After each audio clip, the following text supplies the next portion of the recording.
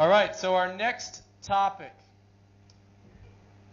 ចាអញ្ចឹងប្រធានបទបន្ទាប់នេះ is going to be our introductory topic to trauma management គឺជាការចាប់ផ្ដើមដំបូងនៅការគ្រប់គ្រងផ្នែករបួសដែលរងដោយការប៉ះទង្គិច and we're going to start by talking about the primary survey ហើយយើងនឹងចាប់ផ្ដើមអំពីការអង្កេតដំណាក់កាលដំបូង Our objectives for this lecture វត្ថុបំណងនៃមេរៀនរបស់យើងពេលនេះ are to review the initial evaluation and resuscitation of the trauma patient គឺជាការរំលឹកឡើងវិញនៅការប៉ាន់ប្រមាណការសង្គ្រោះបន្ទាន់និងការវាយតម្លៃនៃរបួសដែលរងដោយការប៉ះទង្គិច and to review the life-threatening conditions that we're looking for on our primary survey និងរំលឹកឡើងវិញអំពីការគំរាមកំហែងដល់អាយុជីវិតដែលនឹងត្រូវធ្វើនៅការសង្គ្រោះដំណាក់កាលបន្ទាប់ So everything I learned in kindergarten or first grade ចាគ្រប់យ៉ាងដែលខ្ញុំបានរៀននៅថ្នាក់មត្តេយ្យឬក៏ថ្នាក់ដំបូងនោះ So one of the things I learned then is the alphabet ចាអ្វីដែលខ្ញុំរៀនគឺរៀនអំពីតួអក្សរ So I can only learn things that relate to the alphabet អញ្ចឹងខ្ញុំអាចរៀនបានល្អនៅពេលដែលរឿងរ៉ាវនោះគឺតាក់ទងទៅនឹងតួអក្សរ But luckily that is enough to care for the trauma patient ហើយវាក៏សំណាងណាស់ដែលវាអាចគ្រប់គ្រាន់សម្រាប់ថែរក្សាការរបួសដោយការប៉ះទង្គិច if we know the alphabet very well ប្រសិនបើយើងស្គាល់តួអក្សរហើយនឹងចាំវាបានច្បាស់ So we're going to do the ABCDE approach to our trauma patients ចាយើងនឹងចាប់ផ្ដើមធ្វើវា ABCD ហើយនឹង E ចាយុទ្ធសាស្ត្រក្នុងការធ្វើការងារនេះ And are we going to do this only when the patient's blood pressure is low? ហើយយើងនឹងធ្វើវានៅពេលដែលសម្ពាធឈាមរបស់អ្នកជំងឺចុះទាប No, we're going to do this approach with every significant trauma patient. ចាយើងនឹងមិនធ្វើវាចំពោះតែអ្នកជំងឺដែលមានសម្ពាធឈាមចុះទាបទេប៉ុន្តែយើងនឹងធ្វើចំពោះគ្រប់ករណីទាំងអស់ដែលអ្នកជំងឺរងរបួសដោយការប៉ះទង្គិច And that is what is going to allow us to do it well when the patient is very sick. ចាហើយនោះគឺធ្វើឲ្យយើងបានធ្វើការងារយ៉ាងល្អនៅពេលដែលអ្នកជំងឺនោះគឺមានការរងគ្រោះធ្ងន់ធ្ងរ And we are then very nervous. ហើយពេលនោះយើងក៏មានការភ័យខ្លាចជាខ្លាំង So the philosophy or the idea behind the primary survey ដូច្នេះហើយទស្សនៈដែលនៅពីក្រោយការអង្កេតដំណាក់កាលដំបូង is not to detect every injury the patient has. គឺមិនបានការពារគ្រប់ករណីរងរបួសដែលអ្នកជំងឺបានទទួលនោះទេ It is not to get the entire history of what happened to the patient. ហើយវាក៏មិនមែនជាការទទួលបាននៅរឿងប្រវត្តិរបស់អ្នកជំងឺនោះគ្រប់យ៉ាងទាំងអស់នោះដែរ The goal of the primary survey is to focus on things that will kill the patient very quickly. ចាគោលដៅគឺថាយើងនឹងរកឲ្យឃើញនៅបញ្ហាដែលនឹងធ្វើឲ្យអ្នកជំងឺស្លាប់នោះយ៉ាងរហ័សបំផុត or cause major morbidity ឬក៏អាចបង្កឲ្យមានគ្រោះថ្នាក់ធ្ងន់ធ្ងរដែលបណ្ដាលឲ្យមានភាពពិការភាព such as a spinal cord injury ដូចជារបួសនៅឆ្អឹងខ្នងជាដើម And then we're going to treat or start treatment of those immediate life-threatening conditions right away. ចាហើយយើងនឹងចាប់ផ្ដើមធ្វើការសង្គ្រោះយ៉ាងបន្ទាន់ជាទីបំផុតនៅករណីដែលរងរបួសរបៀបនោះចាជាបន្ទាន់បំផុត So what are the true immediate life threats?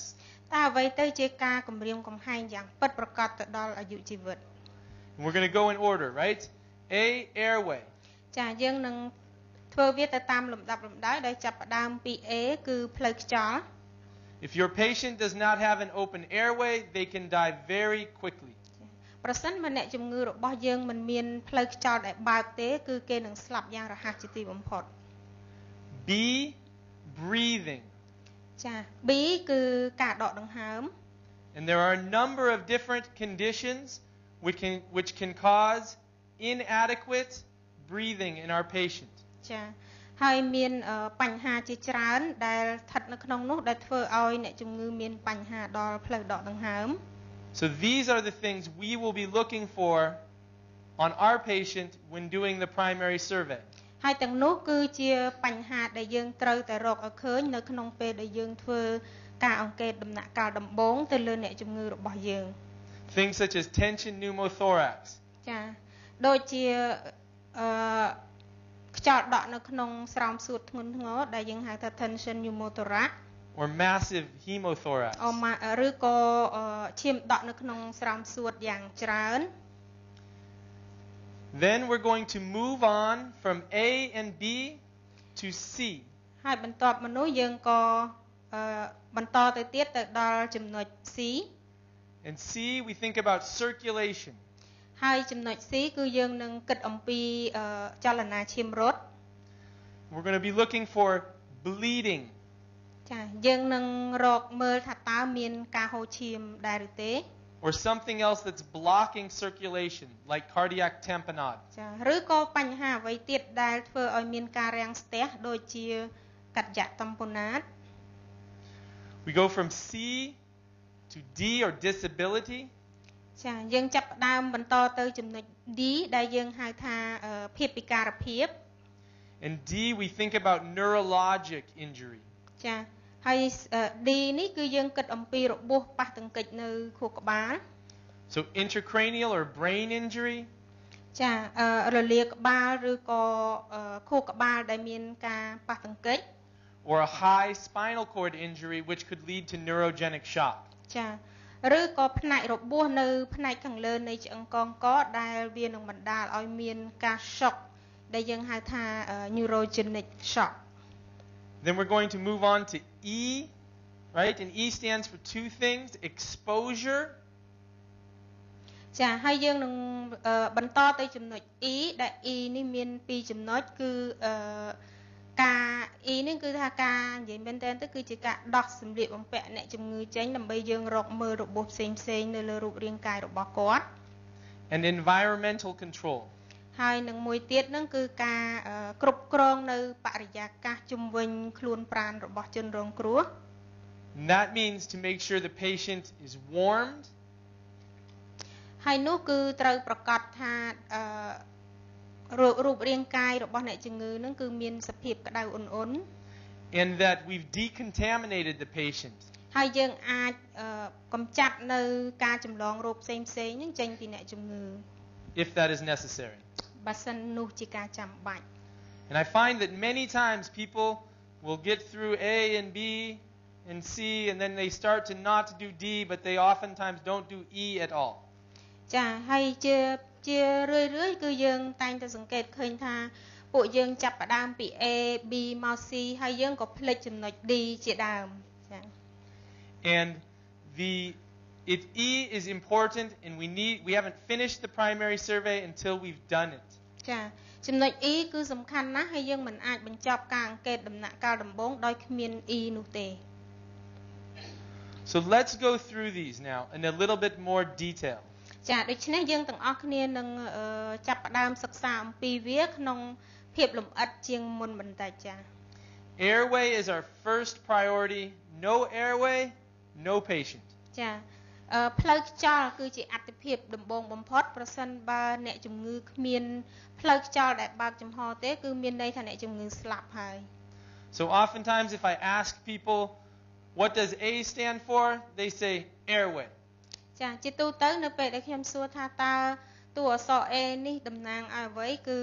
ពួកយើងឆ្លើយថាផ្លូវខ្យល់ And then I say, okay, what does airway mean? ហើយគាត់ក៏សួរទៀតថាតើផ្លូវខ្យល់នោះមានន័យដូចម្ដេចទៅ And they say airway. ហើយក៏ឆ្លើយទៀតថាផ្លូវខ្យល់ It doesn't mean anything unless you know what it means to make sure that airway has been evaluated. ចា ចម្លើយដូចនេះគឺវាមិនមានន័យអីទាំងអស់លុះត្រាណាតែយើងនឹងដឹងថាតើផ្លូវខ្យល់នោះត្រូវបានវាយតម្លៃហើយឬនៅ So we're going to look for 3 things. ហើយយើងនឹងត្រូវមើលទៅលើចំណុច3 Is the airway open or patent? តើផ្លូវខ្យល់បើកល្អដែរឬទេមានរាំងស្ទះដែរឬអត់ Is it protected? Is there a gag reflex? ចាតើវាបានត្រូវបានការពារទេហើយតើវាមាន reflex ដែលជាយើងហៅថា gate reflex ដែលជា reflex ធម្មតាដែរឬអត់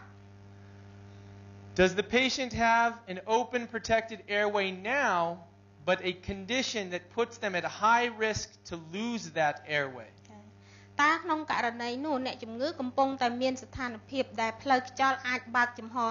នៅឡើយប៉ុន្តែនៅក្នុងពេលខាងមុខដ៏ខ្លីហ្នឹងផ្លូវខ្យល់នោះនឹងត្រូវបានរាំងស្ទះ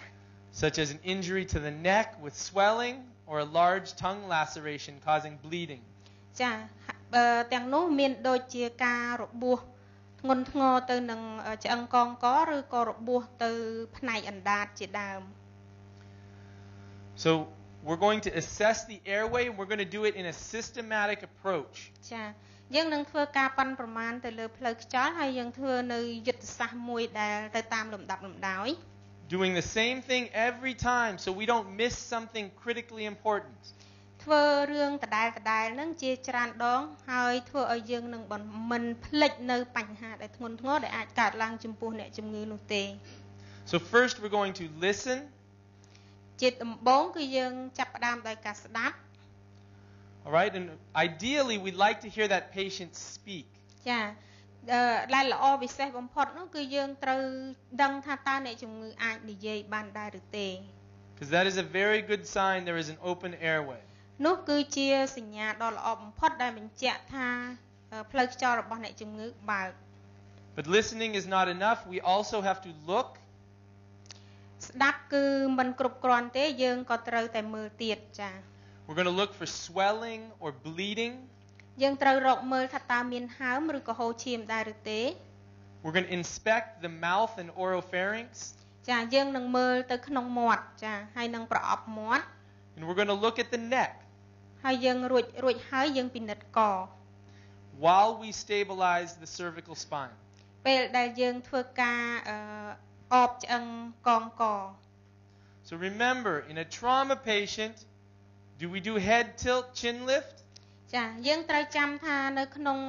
ករណីអ្នករងគ្រោះដោយការប៉ះទង្គិចតើយើងត្រូវធ្វើវិធី head tilt chin lift ដែរឬទេចាងើយក្បាលឡើងដែរឬទេ We don't. We try to make sure we are protecting the airway at first especially, but also protecting the C spine. ចាយើងមិនធ្វើវាទេដោយសារសំខាន់បំផុតនោះគឺយើងត្រូវការពារឆ្អឹងកងកចា So we're going to use a jaw thrust technique. ហើយយើងនឹងប្រើនៅវិធីការលើកឆ្អឹងថ្គាមឡើង If the patient has a blocked airway as our first maneuver. ប្រសិនបើអ្នកជំងឺរបស់យើងមានការមានរាំងស្ទះនៅផ្លូវខ្យល់ And then our second one, as we talked about, is to protect the cervical spine and not flex, extend, or rotate the neck. ចាជាបន្ទាប់គឺយើងនិយាយអំពីការទប់ឬក៏ធ្វើឲ្យមានលំនឹងនៅឆ្អឹងកងកដោយយើងមិនផ្ងើយក្បាលរបស់ជនរងគ្រោះមិនបង្វិលឬក៏មិនបង្វិលក្បាលរបស់ជនរងគ្រោះនោះទេ Even if the patient doesn't have a complaint of a neurologic injury, such as numbness or weakness, we still want to start by protecting that cervical spine. ទោះបីជាអ្នកជំងឺមិនបានត្អូញត្អែថាគាត់មានឈឺនៅម្ដុំឆ្អឹងកងកឬក៏ឆ្អឹងខ្នងក៏ដោយក៏យើងត្រូវតែការពារឆ្អឹងកងករបស់គាត់នឹងជាបន្ទាន់ដែរ So which patients are at risk for cervical spine injuries? តើអ្នកជំងឺប្រភេទណាទៅដែលប្រឈមមុខទៅនឹងការរងគ្រោះនៃការប៉ះទង្គិចឆ្អឹងកងក Patients that have been in major trauma? អ្នកជំងឺដែលរងរបួសដោយការប៉ះទង្គិចធ្ងន់ធ្ងរ Patients with altered mental status? អ្នកជំងឺដែលមានការប្រែប្រួលនៅកម្រិតស្មារតី Patients with signs of injury such as hematomas above the clavicles? ចាអ្នកជំងឺដែលមានរបួសខ្ទាំនៅលើឆ្អឹងដងកំបិត And obviously any patient complaining of a neurologic deficit such as weakness. ចាឬក៏អ្នកជំងឺដែលមានការរងគ្រោះមានការត្អូញត្អែរដោយសារភាពចុះខ្សោយនៃប្រព័ន្ធសរសៃប្រសាទ Our third maneuver is to remove any foreign bodies and if necessary we suction the patient. ចាបញ្ហាទី3គឺយកចេញនៅវត្ថុស្ទះឬក៏ការធ្វើការបូមស្លេះចេញពីអ្នកជំងឺ And then we're going to follow that up by keeping the airway open by placing an OPA or an NPA when it's appropriate. ចាអញ្ចឹងយើងក៏ត្រូវធ្វើវាដោយរក្សាផ្លូវខ្យល់ឲ្យចំហដោយការដាក់កនីលតាមមាត់ឬក៏ដាក់កនីលតាមច្រមុះ Our fifth maneuver is to provide the patient with oxygen. ចាវិធីទី5នោះគឺការផ្ដល់នៅអុកស៊ីហ្សែន And there are many people that would advocate that every major trauma patient should receive oxygen. ចាហើយមានមនុស្សជាច្រើនដែលគាំទ្រថាគ្រប់ករណីអ្នកជំងឺដែលរងរបួសដោយការប៉ះទង្គិចគឺត្រូវតែផ្ដល់អុកស៊ីហ្សែន I think most important is that you think about it and whether the patient may need it. ចាប៉ុន្តែរឿងដែលសំខាន់បំផុតនោះគឺយើងត្រូវគិតថាតើអ្នកជំងឺនោះពិតជាត្រូវការវាដែរឬទេត្រូវការអុកស៊ីហ្សែនចា Now if the patient still is not doing well, we're going to move on to bag mask ventilation. ចាប្រសិនបើអ្នកជំងឺនឹងមិនប្រសើរឡើងទេយើងនឹងចាប់ផ្ដើមសប់បញ្ចូលខ្យល់ចាដោយបាឡុង And then more definitive airway control such as endotracheal intubation. ចាហើយមួយទៀតគឺការគ្រប់គ្រងផ្លូវខ្យល់នោះគឺការដាក់សុងអាំងទីបេ But doing this while still taking care with the cervical spine. ចាធ្វើវាទោះបីជាធ្វើការដាក់សុងអាំងទីបេក៏ដោយក៏កុំភ្លេចនៅការទប់ឆ្អឹងកងកឲ្យមានលំនឹង So which trauma patients are going to need endotracheal intubation? ចាតើករណីប្រភេទអ្នកជំងឺដែលរងរបួសដោយការប៉ះទង្គិចប្រភេទណាទៅដែលត្រូវការដាក់សុងអាំងទីបេ Those that are unable to keep their airway open. ចាអ្នកជំងឺទាំងឡាយណាដែលមិនអាចរក្សាផ្លូវខ្យល់ឲ្យចំហបាន Those that have a decreased level of consciousness and no gag reflex. អ្នកជំងឺទាំងឡាយណាដែលមានការថយចុះឬក៏មានការប្រែប្រួលនៅកម្រិតនៃការស្មារតីឬក៏មាន gag reflex. And those that are at a high risk also for aspiration for other reasons. ចាឬក៏អ្នកដែលទាំងឡាយណាដែលមានការប្រឈមមុខខ្ពស់នឹងការឆ្លក់ក្នុងករណីបញ្ហាផ្សេងទៀត We also are going to need to consider providing it for patients that have apnea or respiratory failure. ចាយើងក៏ត្រូវផ្ដល់ឲ្យចំពោះអ្នកជំងឺដែលមានការចុះខ្សោយផ្លូវខ្យល់ Those where we can't oxygenate them or ventilate them. ដែលយើងមិនអាចផ្ដល់អុកស៊ីហ្សែនឬក៏ផ្ដល់ការដកដង្ហើមឲ្យគាត់បាន And like we said, those also that are at a very high risk for losing their airway. ចានោះគឺជាពពួកអ្នកជំងឺទាំងឡាយដែលប្រឈមមុខនឹងការបាត់បង់ផ្លូវខ្យល់ដែលចំហ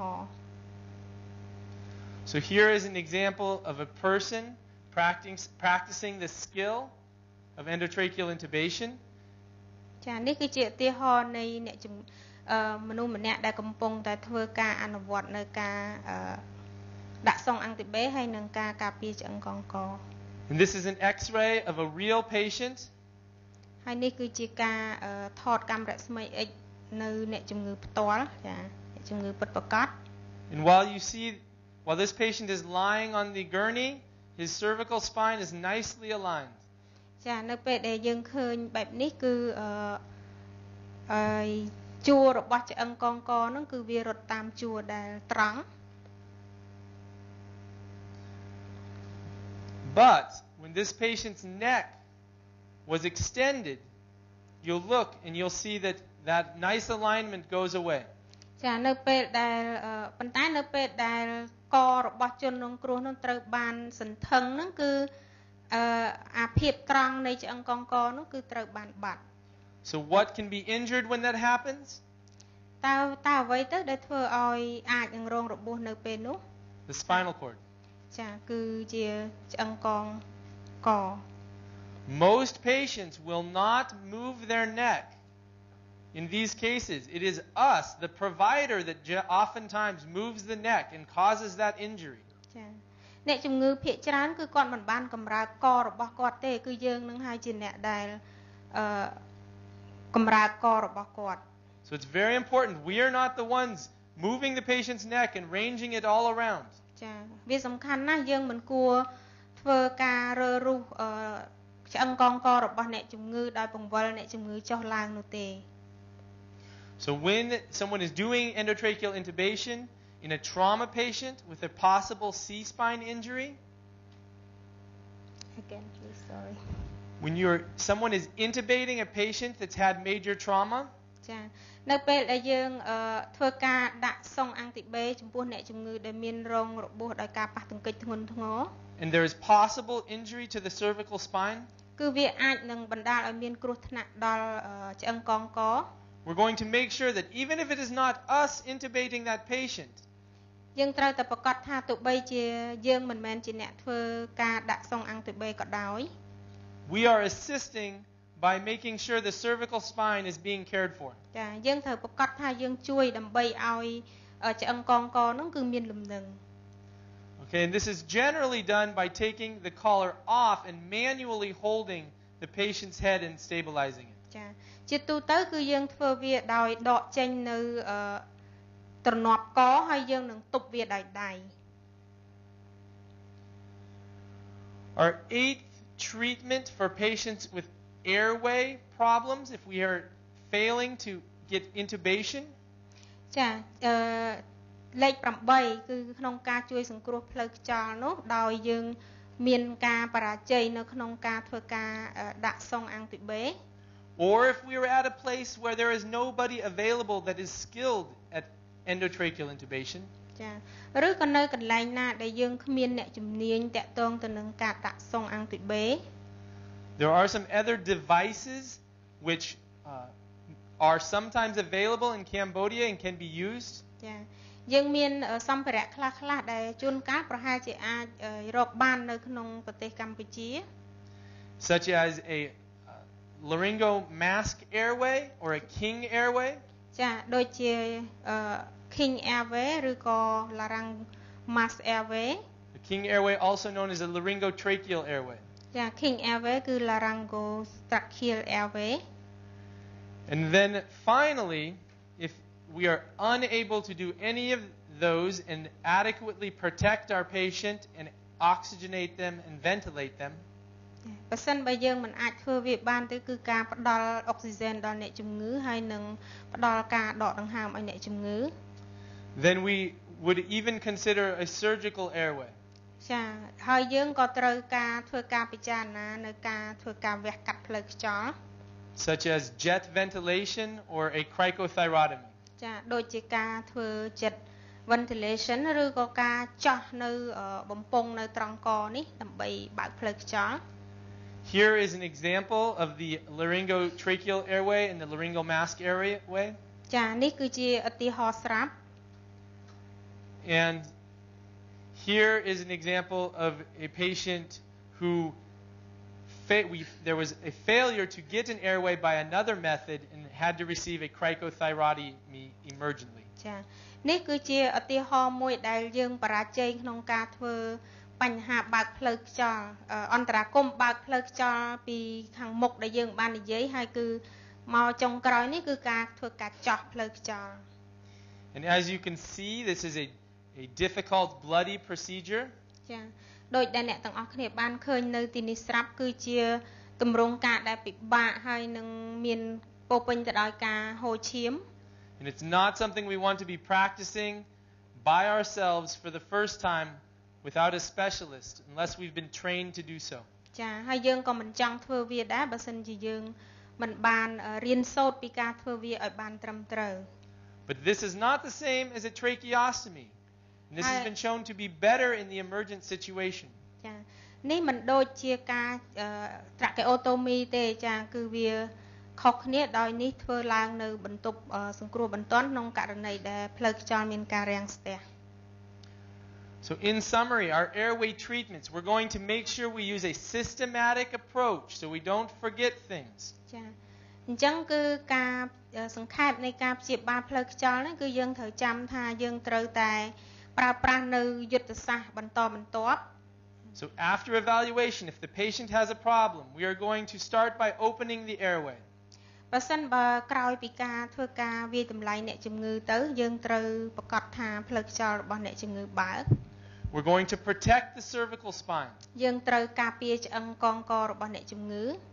We're going to remove any foreign bodies and suction if necessary. យើងត្រូវយកចេញនៅវត្ថុដែលរាំងស្ទះហើយនឹងបូមស្លេសអ្នកជំងឺ We are going to place a device or do something to maintain the airway open. ចាយើងត្រូវតែរក្សាផ្លូវខ្យល់ឲ្យចំហដោយយើងអាចសោកបញ្ចូលនៅវត្ថុសម្រាប់បើកផ្លូវខ្យល់ We're going to provide oxygen. យើងត្រូវផ្ដល់អុកស៊ីហ្សែន Bag mask ventilation if necessary. សប់បញ្ចូលខ្យល់បើសិនជាមានភាពចាំបាច់ And continue on down our list through endotracheal intubation, a rescue airway, and if we get to these points, a surgical airway.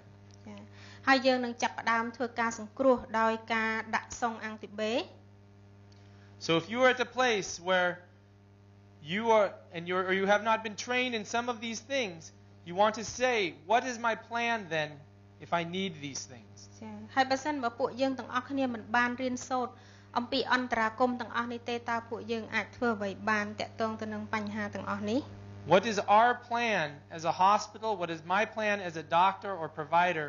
to take care of this patient? ចាតើអ្វីទៅជាគម្រោងរបស់យើងនៅក្នុងមន្ទីរពេទ្យរបស់យើងឬក៏ជាគម្រោងរបស់យើងក្នុងនាមយើងជាគ្រូពេទ្យសង្គ្រោះបន្ទាន់ម្នាក់ And that's not a question you want to ask when you are sitting in front of the patient who has lost their airway.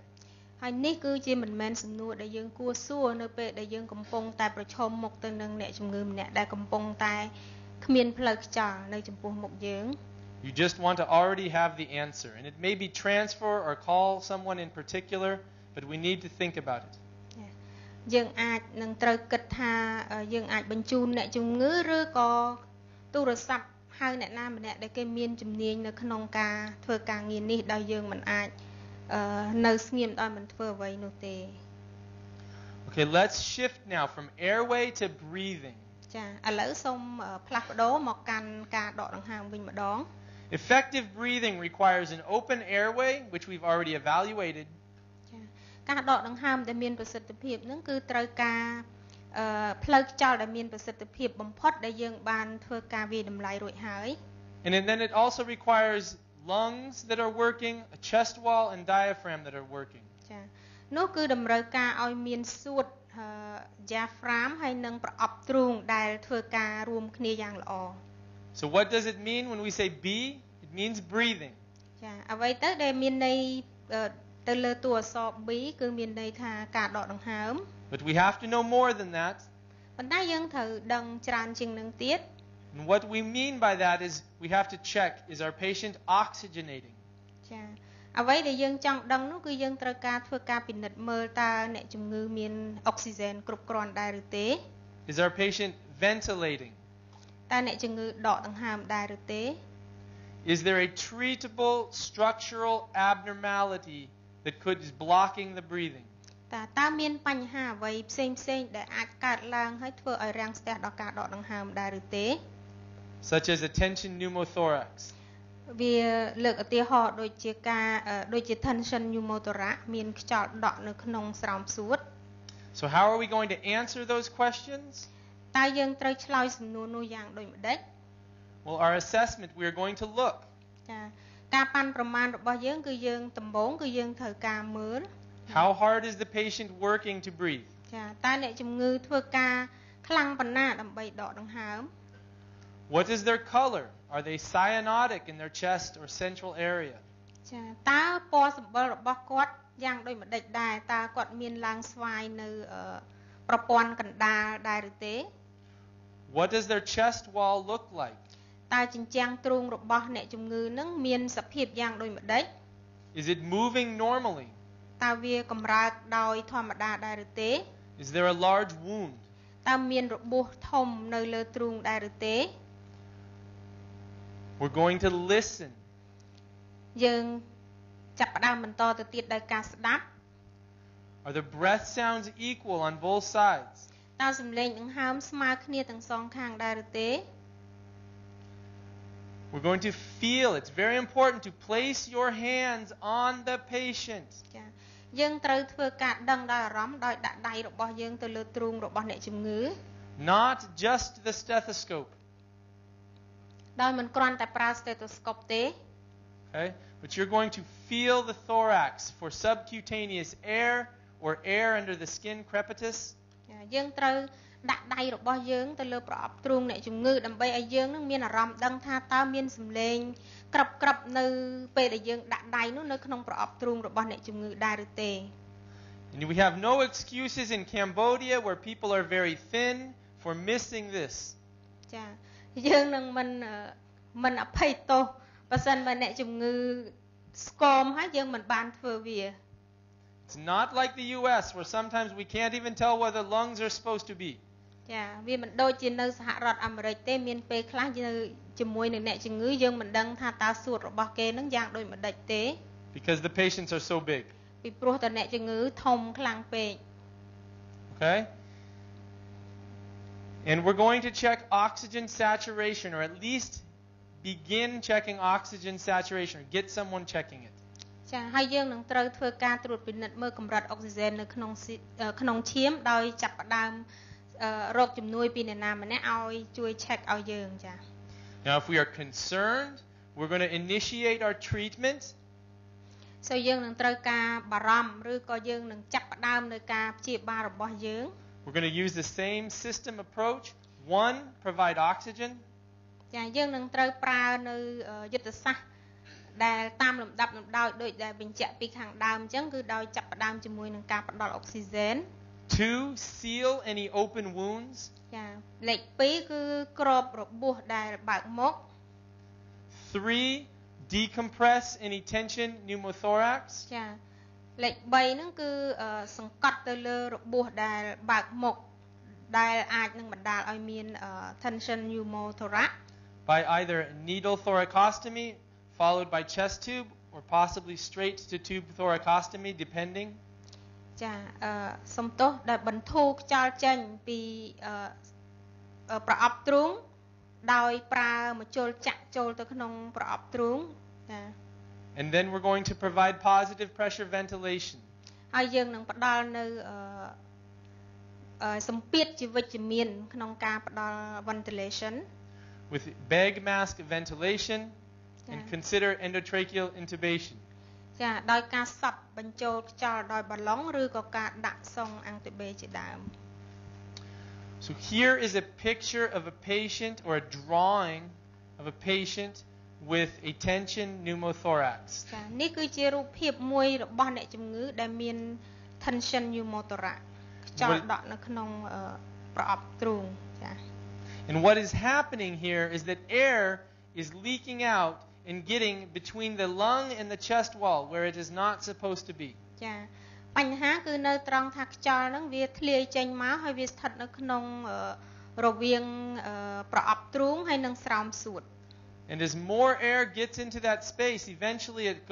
it gets under pressure. ចាបើសិនជាខ្យល់កាន់តែច្រើនគឺវាធ្វើដំណើរទៅកាន់កន្លែងនោះ It collapses the lung វាធ្វើឲ្យសួតរបស់យើងស្ពាត and pushes the mediastinum and the contents such as the heart over into the other side of the chest. ចាអញ្ចឹងវាធ្វើឲ្យសង្កត់ទៅលើ medial sternum ហ្នឹងធ្វើឲ្យខុសទីតាំងទៅម្ខាងទៀតចា And this increases the pressure in the chest and decreases the blood flow back to the heart. ចាអញ្ចឹងវា increase the pressure នៅក្នុងសួតហើយវាធ្វើឲ្យចុះខ្សោយនៅការលំហូរឈាម And when you decrease the blood flow back to the heart, you're going to decrease the blood flow out of the heart. ចាកាលណាលំហូរនៃឈាមចុះខ្សោយទៅបេះដូងគឺវានឹងធ្វើឲ្យមានការចុះខ្សោយនៃលំហូរឈាមទៅខាងក្រៅបេះដូងដែរ So everybody take a look at this X-ray. ចាយើងទាំងអស់គ្នាសូមមើលមកកាន់រូបភាពមួយនេះ And tell yourself which side is the problem on. ចាតើមើលថាតើបញ្ហាមាននៅខាងចំហៀងណាមួយនៃសួត Right? You see that the lung is collapsed. ចាយើងអាចឃើញថាសួតគឺស្ពាតហើយ On the left side. នៅខាងឆ្វេង And the heart and the contents are pushed over into the right side of the chest. ចាហើយរួចហើយគឺផ្នែកខាងស្ដាំនោះគឺត្រូវវាច So what are you going to do? តែយើងត្រូវធ្វើអ្វីទៅ What are we going to do? We're going to treat it by decompressing that pressure and letting the air out of that space where it's not supposed to be. ចាអញ្ចឹងយើងត្រូវការធ្វើការព្យាបាលដោយបន្ធូរនៅសម្ពាធនោះហើយឲ្យខ្យល់ចេញពីកន្លែងនោះមក And the most quick way to do this is by doing a needle thoracostomy. ចាសកម្មភាពមួយយ៉ាងរហ័សដែលយើងអាចធ្វើគឺចាក់បញ្ចូលមជុលកាទីទ័រយ៉ាងរហ័សចូលទៅក្នុងចន្លោះឆ្អឹងជំនីទី2ចា Where you take a catheter that's over a needle and you put it over the rib space, generally in the second rib space. ចាចាក់មជុលបញ្ជុលមជុលដែលមានកាទីទ័រនៅខាងក្នុងមានមានមជុលនៅខាងក្នុងហើយមានកាទីទ័រជន់នៅពីខាងក្រៅហ្នឹងចូលទៅឆ្អឹងជំនីទី2ផ្នែកខាងមុខ And let the air rush out. ចាហើយធ្វើឲ្យបន្ធូរនៅសម្ពាធខ្យល់ហ្នឹងចេញមក And what you're going to do is decrease the pressure and air in the chest. ចាអ្វីដែលយើងធ្វើគឺបន្ថយនៅសម្ពាធដែលនៅក្នុងសួត And you're going to remove the needle and leave the catheter in place. ចាហើយយើងដកមជុលចេញប៉ុន្តែទុកកាទីទ័រជន់នៅខាងក្នុងនោះ And then of course you need definitive treatment also with this patient will then also need a tube thoracostomy. ចាហើយយើងក៏ត្រូវការធ្វើការព្យាបាលដោយជាក់លាក់មួយគឺការចោះបំពង់បង្ហូរការដែលបន្ធូរខ្យល់ដោយចាក់មជុលចូលគឺជាការព្យាបាលដែលបណ្ដោះអាសន្នទេចា So here is another patient from my hospital. នេះគឺជាអ្នកជំងឺម្នាក់ទៀតពីមន្ទីរពេទ្យរបស់ខ្ញុំ And this patient was in a major trauma and had no airway, so they intubated the patient. ចានេះគឺជាអ្នកជំងឺដែលរងគ្រោះដោយការប៉ះទង្គិចធ្ងន់ធ្ងរហើយផ្លូវខ្យល់មានបញ្ហា So they then pushed positive pressure into the chest. ហើយគេក៏ដាក់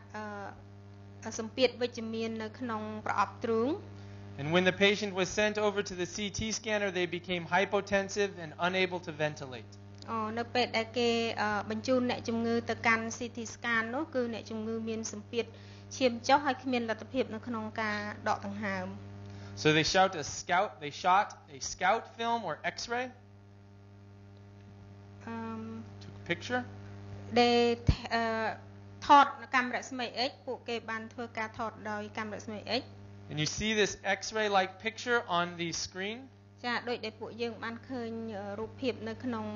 slide មួយនេះ Which side is the problem? តើចំហៀងមួយណាទៅដែលមានបញ្ហា The right side. ចាគឺចំហៀងខាងស្ដាំ You're right.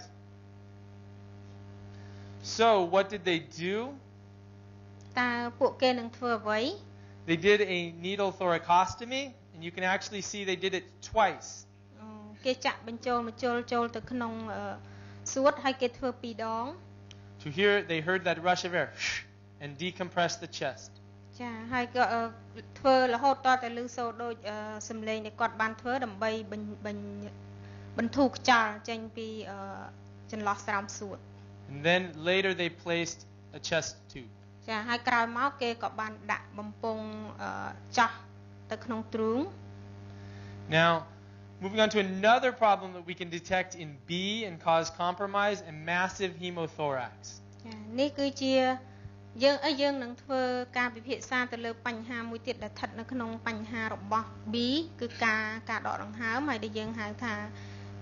massive hemothorax. So, a massive hemothorax is a rapid buildup of blood in the chest wall or in the chest cavity. ចា massive hemothorax ហ្នឹងគឺជាការដកឈាមនៅក្នុងប្រអប់ទ្រូងហ្នឹងយ៉ាងច្រើន And this results then in a lot of blood loss and it also will cause hypoxia for the patient and make it difficult to oxygenate and ventilate. ចានេះគឺជាបញ្ហាដែលធ្វើឲ្យអ្នកជំងឺមានការបាត់បង់ឈាមយ៉ាងច្រើនហើយនឹងខ្វះអុកស៊ីហ្សែនដែលធ្វើឲ្យមានបញ្ហាដល់អ្នកជំងឺដែលមិនអាចដកដង្ហើមបានចា So here is an X-ray of a patient. Which side is the problem? នេះគឺជាកាំរស្មី X ជាមួយអ្នកជំងឺតើអ្នកជំងឺនេះមានបញ្ហានៅផ្នែកខាងណាមួយដែរ Which side? ចំហៀងខាងណា The left side is the problem. This patient has opacification of the left side of the chest. ចាអ្នកជំងឺនេះគឺមានបញ្ហានៅផ្នែកខាងឆ្វេងចានៃសួតដែលមានឈាមដក់នៅទីនោះ There's also multiple rib fractures. ហើយក៏មាននៅការបាក់ឆ្អឹងជំនីជាច្រើនទៀតផង So what will we do for that patient? តែយើងនឹងធ្វើអ្វីសម្រាប់អ្នកជំងឺនេះ Well, we're going to restore their blood volume because they've lost a lot of blood. ចាយើងនឹងត្រូវចាក់បញ្ចូលឈាមទៅវិញដោយសារអ្នកជំងឺនេះបាត់បង់ឈាមយ៉ាងច្រើន We may start with a crystalloid or like normal saline, but then we're going to rapidly switch to blood products. ចាយើងចាប់ផ្ដើមជាមួយនឹងការចាក់បញ្ចូលនៅជាតិទឹកដូចជាណុកមកសេរ៉ូមប្រៃហើយយើងក៏ចាប់ផ្ដើមផ្លាស់ប្ដូរទៅឈាមចា And then we have to get that blood out of the chest wall in that chest cavity where it's not supposed to be. ចាហើយយើងក៏ត្រូវធ្វើជាបន្ទាន់នៅការយកឈាមចេញអំពីឈាមដែលដក់នៅក្នុងស្រោមសួត And this generally involves placing a chest tube at the 5th intercostal space at the level of the nipple. ចានោះគឺជាការធ្វើឡើងដោយការចាក់បញ្ចូលនៅបំពង់បង្ហូរនៅទ្រូងនៅចន្លោះឆ្អឹងជំនីទី5ហើយក៏នៅចន្លោះចុងដោះទាំងសងខាង And we are going to practice this skill tomorrow. ហើយយើងនឹងធ្វើការអនុវត្តជំនាញនេះនៅថ្ងៃស្អែក So can I get some people to raise their hands to be volunteers, please? ចាអញ្ចឹងយើងមានអ្នកណាអាចលើកដៃដើម្បីធ្វើការស្ម័គ្រចិត្តនៅថ្ងៃស្អែក Excellent. So we have a volunteer that we can place the chest tube in. No translation for that. ចាអញ្ចឹងយើងនឹងមាន case មាន sample ដ៏ល្អមួយសម្រាប់សុងបំពង់ទ្រូងចូលទៅក្នុងនៅថ្ងៃស្អែកសូមត្រៀមខ្លួនផង But we will practice it tomorrow. But let's look at the video of placing a chest tube or part of it. Here, go ahead. យើងមើលនៅវីដេអូដែលធ្វើការសកបញ្ចូលនៅបំពង់ចូលទៅក្នុងទ្រូង So they made an incision. They are then making sure they are in the right place. ចាយើងនឹងធ្វើការកាត់ហើយត្រូវប្រកាសថាវាចូលទៅក្នុងកន្លែងដែលត្រឹមត្រូវ They're putting the chest tube in. យើងដាក់សកនៅបំពង់ទ្រូងចូល And what is coming out in the tube? តើមានអ្វីដែលចេញមកពីបំពង់នោះ You're going to see the tube turn red from a lot of blood. ចាយើងនឹងឃើញថាបំពង់គឺពេញទៅដោយឈាម And then of course we're going to confirm that the tube is in the right place. ហើយយើងនឹងត្រូវបញ្ជាក់ថាបំពង់ទ្រូងនោះគឺស្ថិតនៅចំកន្លែងដែលយើងចង់ចាក់ហើយ And secure the tube so that it doesn't move. ហើយយើងនឹងត្រូវប្រកាសថាឈូបហ្នឹងគឺបិទវាកុំឲ្យវាកម្រើក Let's move on to another problem we're going to search for in the B or breathing section. ចាយើងនឹងពិភាក្សាអំពីបញ្ហាមួយទៀតដែលយើងនឹងពិភាក្សាទៅក្នុងបញ្ហារបស់ B ដែរចា So this is a flail chest. នេះគឺយើងហៅថា flail chest Have you seen a flail chest before? តើពួកយើងបានធ្លាប់ឃើញ flail chest នេះពីមុនមកទេ What did you do? ហើយពួកយើងធ្វើអ្វីខ្លះទៅ Because recommendations for managing this or caring for it have changed. ចាពីព្រោះថាអនុសាសន៍នៃការ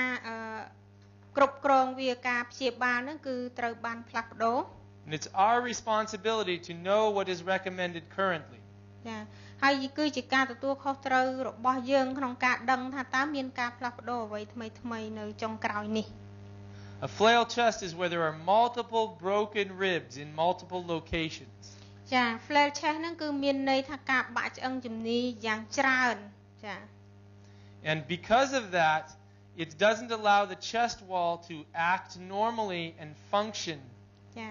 ហើយពីព្រោះតែការបាក់ឆ្អឹងជំនីជាច្រើននោះហើយដែលធ្វើឲ្យប្រអប់ទ្រូងហ្នឹងខុសទ្រង់ទ្រាយហើយมันអាចដំណើរការជាធម្មតាបាន And what you'll get is hypoxemia and ineffective ventilation. ចាអ្វីដែលយើងធ្វើនោះគឺកង្វះអុកស៊ីហ្សែនហើយនឹងការដកដង្ហើមដែលគ្មានប្រសិទ្ធភាពដែលអ្នកជំងឺជួបប្រទះ And oftentimes these patients, or almost always, they will also be difficult to oxygenate because of their underlying lung bruise. ចាដូចភាគច្រើនគឺអ្នកជំងឺមានការពិបាកក្នុងការដកដង្ហើមដោយសារប្រអប់ទ្រូងនឹងមានការប៉ះទង្គិចហើយនឹងឈឺចាប់ខ្លាំង Now, when a patient breathes normally,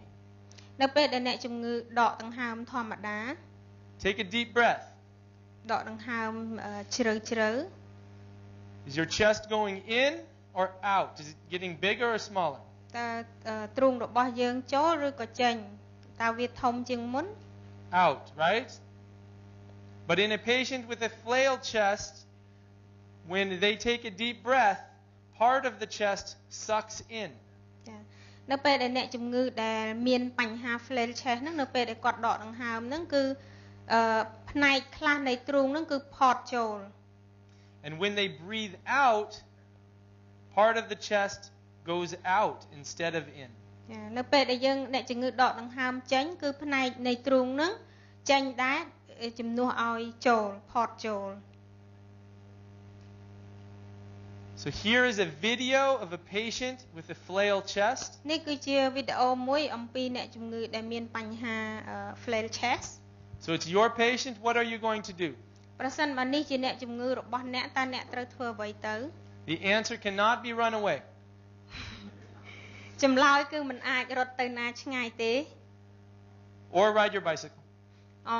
ឬក៏ទៅជិះកង់ Okay? So we have to know what to do. You see this patient's chest is doing the exact opposite of what it should be doing. ចាដូច្នេះដូចយើងបានឃើញអញ្ចឹងគឺទ្រូងរបស់អ្នកជំងឺនេះគឺធ្វើឡើងនៅបញ្ហាដែលផ្ទុយគ្នាពីយើងឃើញនៅក្នុងករណីធម្មតា So we're going to provide the patient with high flow oxygen. យើងនឹងត្រូវផ្ដល់ឲ្យអ្នកជំងឺនៅអុកស៊ីហ្សែនដែលមានកម្រិតខ្ពស់ We're going to give fluids as necessary, but if they don't need the fluids, then we're going to be cautious with them. ចាយើងនឹងត្រូវផ្ដល់ជាតិទឹកឲ្យអ្នកជំងឺហើយបើសិនជាអ្នកជំងឺមិនត្រូវការជាតិទឹកទេយើងនឹងត្រូវតែប្រុងប្រយ័ត្នឲ្យបានខ្ពស់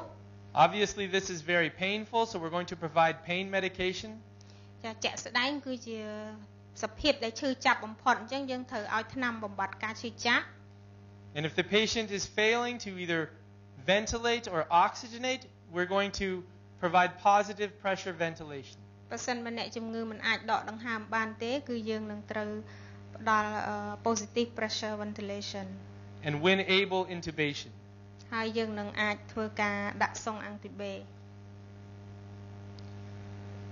Previously, we were told and people were recommending that we strapped the chest and put a bulky dressing on there to try to stabilize that chest wall. កាលពីមុនគឺយើងបានណែនាំឲ្យធ្វើការរុំរបួសយ៉ាងណែនទៅលើកន្លែងដែលមានរបួសនៅលើប្រអប់ទ្រូង That is not effective and not recommended. ដែលឥឡូវនេះយើងមិនណែនាំឲ្យធ្វើទៀតទេ It typically leads to more problems than it helps. ចាវានឹងធ្វើឲ្យមានបញ្ហាកាន់តែច្រើនជាជាងជួយអ្នកជំងឺឲ្យបានប្រសើរឡើង So the key is here positive pressure ventilation. ចាចំណុចគន្លឹះគឺផ្ដល់ positive pressure ventilation. Another thing to look for, we talked about looking, right, and listening during breathing evaluation. ចារឿងមួយទៀតដែលយើងត្រូវធ្វើនោះគឺដោយសារតែយើងកំពុងតែនិយាយអំពីការមើលហើយនិងការស្ដាប់ And this is an open pneumothorax, something we should be able to see and often hear. ចានេះគឺជាបញ្ហាមួយទៀតដែលនិយាយអំពី open pneumothorax ដែលជាទូទៅយើងតែងតែឃើញហើយនឹងឮវា It's when there's a hole in the chest wall. នៅពេលដែលមានប្រហោងដោយការរងរបួសនោះនៅលើប្រអប់ទ្រូង To cause a significant problem with the breathing, it often has to be a fairly big hole. ចាដែលមានធ្វើឲ្យមានបញ្ហាយ៉ាងធំទៅលើការដកដង្ហើមដោយមាន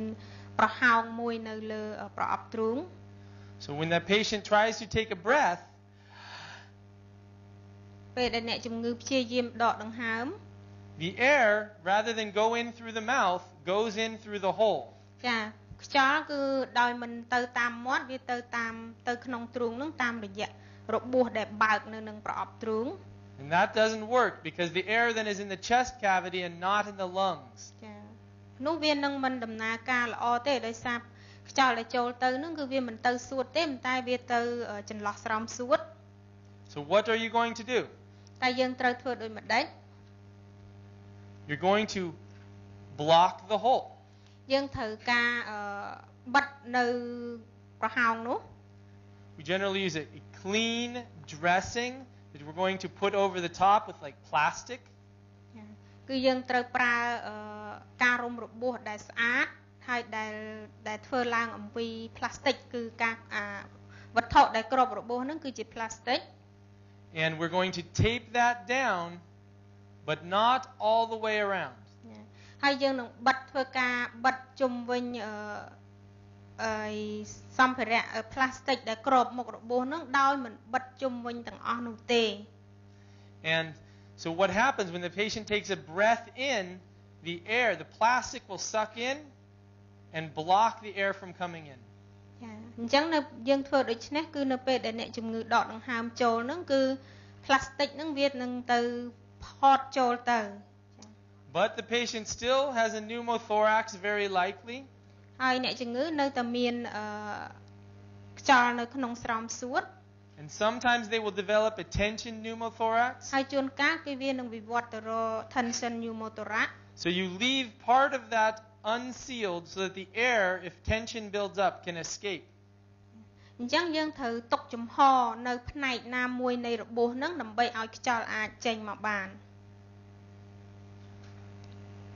And you can also use a gauze with Vaseline on it. យើងក៏ផងដែរយើងក៏អាចប្រើនៅបង់ដែលមានប្រេងរំអិល So we're going to continue from our A and B to our C, which stands for circulation. ចាយើងនឹងបន្តទៅចំណុច C ដែលតំណាងឲ្យរបត់ឈាមឬក៏ចលនាឈាមរត់ And just like with A and B, it is not enough to just say circulation. ចាដូចជា A ហើយនិង B ដែរគឺវាមិនគ្រប់គ្រាន់ទេគ្រាន់តែនិយាយពាក្យថាចលនាឈាមរត់សម្រាប់អក្សរ C. You have to have a plan for how you're going to check the circulation. ចាយើងត្រូវតែមានគម្រោងច្បាស់លាស់ថាតើយើងធ្វើការត្រួតពិនិត្យរបត់ឈាមរត់នោះយ៉ាងដូចម្ដេច So first we're going to look for major bleeding on the outside, external bleeding. ចាជាដំបូងគឺយើងត្រូវរកមើលថាតើមានការហូរឈាមនៅខាងក្រៅដែរឬទេ Then we're going to look and see is the patient in shock. យើងក៏ត្រូវរកមើលទៀតថាតើអ្នកជំងឺស្ថិតនៅក្នុងសភាព shock ដែរឬទេ And then we are going to think and look for signs of active internal bleeding. ហើយយើងក៏នឹងត្រូវរកដែរថាតើអ្នកជំងឺមានការហូរឈាមផ្នែកខាងក្នុងដែរឬទេ So our priorities. ចាអតិភិបរបស់យើង Stop the external bleeding. ចាបញ្ឈប់ការហូរឈាមផ្នែកខាងក្រៅ Look for and treat if we see signs of shock. ចាការប៉ាន់ប្រមាណនិងព្យាបាលប្រសិនបើយើងឃើញសញ្ញា shock. And then we're going to try to identify the cause of shock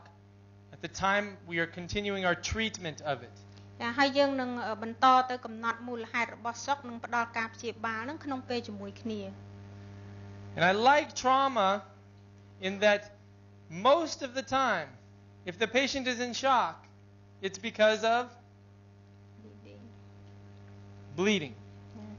ចាភាគច្រើននៃអ្នកជំងឺដែលរងរបួសដោយការប៉ះទង្គិចហ្នឹងគឺ shock ដែលបណ្ដាលមកពីការហូរឈាមគឺជាមូលហេតុដ៏ចម្បងបំផុត It doesn't stress my brain too much. Shock, I think bleeding. ចា shock ហ្នឹងគឺមានន័យថាដោយសារតែការហូរឈាមនេះឯង Okay? And it's important to remember that injuries to the head, internal injuries to the head, and bleeding inside of the head or the cranial vault is not enough to cause hemorrhagic shock in an adult patient, maybe only in a very small child. ចាត្រូវចាំជាក់ថាបើសិនជាមានការហូរឈាមនៅក្នុងលលាក្បាលហ្នឹងគឺអាចនឹងមិនធ្វើឲ្យមានបញ្ហា shock សម្រាប់អ្នកជំងឺដែលជាមនុស្សចាស់ទេប៉ុន្តែវាអាចបណ្ដាលឲ្យ shock ចំពោះអ្នកជំងឺដែលជាកុមារ So we're going to stop the external bleeding by applying direct pressure. ចា យើងត្រូវបញ្ឈប់ការហូរឈាមផ្នែកខាងក្រៅដោយសង្កត់ដោយផ្ទាល់ If it's an extremity, we can consider a pneumatic device such as a blood pressure cuff. បើសិនជានៅលើដៃឬក៏ជើងហ្នឹងគឺយើងអាចដាក់ប្រដាប់វាស់ឈាមចាប្រាសារបស់វា And then we can also, if necessary, on an extremity, apply a tourniquet. ចាហើយផងដែរក៏យើងអាចចងការ៉ូបាន And we're going to talk and show and demonstrate tourniquet application. ហើយយើងនឹងបង្ហាញនៅថាតើយើងចងការ៉ូហ្នឹងយ៉ាងដូចម្ដេច Later today. ចានៅថ្ងៃរសៀលនេះ So the second thing we're going to do after we've stopped external bleeding is to look for shock. ចាអ្វីដែលយើងត្រូវបញ្ឈប់នៅការហូរឈាមផ្នែកខាងក្រៅហ្នឹងគឺស្គាល់ពីសញ្ញារបស់ shock. And we're going to start by thinking about the level of consciousness of the patient. ហើយយើងមើលនៅកម្រិតស្មារតីរបស់អ្នកជំងឺ We're going to be looking at the skin of the patient. យើងត្រូវមើលសភាពស្បែករបស់អ្នកជំងឺ We're going to be feeling a pulse. ហើយយើងត្រូវរកមើលស្ទាបមើលជីបចរ I generally start with a peripheral pulse like the radial pulse. ដោយយើងចាប់ផ្ដើមនៅជីបចរនៅផ្នែកចុងនៃអវយវៈដោយចាប់ផ្ដើមពីជីបចរ radial. And maybe in small children a brachial pulse. នៅចំពោះក្មេងគឺនៅកន្លះដៃជីបចរនៅកន្លះដៃ And if I don't feel a pulse there, moving to a more central pulse like femoral or carotid. ហើយបើសិនជាយើងរកជីបចរនៅកន្លែងនោះមិនឃើញទេយើងអាចស្ទាបនៅជីបចរនៅការ៉ូទីតនៅកឬក៏នៅនឹងកលៀនជាដើម We're going to assess the quality of the pulse as well. Is it rapid? Is it weak? ចាយើងត្រូវធ្វើការប៉ាន់ប្រមាណទៅលើជីបចរតើវាខ្សោយឬក៏ខ្លាំងឬក៏លឿនដែរឬទេ And you can also look at the patient's capillary refill, but this is not extremely accurate in our trauma patients. ចាហើយយើងក៏ត្រូវពិនិត្យឡើងវិញដែរនៅការបំពេញឈាមឡើងវិញដែលភាសាអង់គ្លេសហៅថា capillary refill ប៉ុន្តែវាមិនសំខាន់ទេចំពោះករណីជំងឺដែលរងរបួសដោយការប៉ះទង្គិច So I wouldn't spend a lot of time trying to figure this one out. ហើយយើងនឹងមិនពិភាក្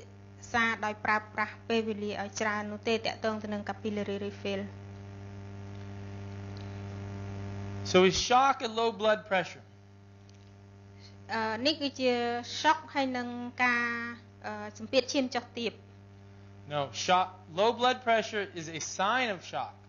ចាសម្ពាធឈាមចុះទាបគឺជាសញ្ញារបស់ shock. Shock is when there is not enough blood flow. shock គឺនៅពេលដែលឈាមហូរមិនបានគ្រប់គ្រាន់ to deliver the necessary nutrients, oxygen to the tissues. ចាដោយមិនបានពំនាំយកនៅសារធាតុចិញ្ចឹមនិងអុកស៊ីហ្សែនទៅកាន់ជាលិកា And as we'll talk about, if you're waiting for the blood pressure to drop to detect shock, you're waiting too long. ចាបើសិនជាយើងរងចាំរហូតតតែសម្ពាធឈាមចុះដោយយើងកំណត់ថាអ្នកជំងឺ shock ឬអត់នោះគឺមានន័យថាយើងចាំយូរពេកហើយ So as we said, bleeding is the most common cause of shock in trauma patients.